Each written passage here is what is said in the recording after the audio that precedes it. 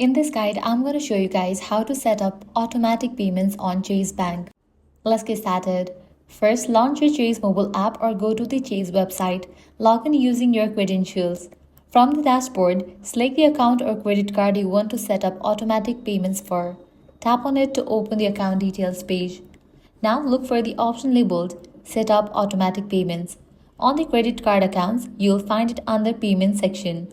Here you can choose how Chase will process your automatic payments, minimum payment, statement balance, fixed amount. Select your preferred option. Next, choose which bank the money will come from. Then confirm the payment date, usually your due date. Double check all the details. Tap Confirm to activate automatic payments. You'll see a confirmation message once it's set up successfully. And that's it, you have set up automatic payments on Chase Bank, making sure your bills are always paid on time. If this guide helped you out, do not forget to like, share and subscribe. Thanks for watching.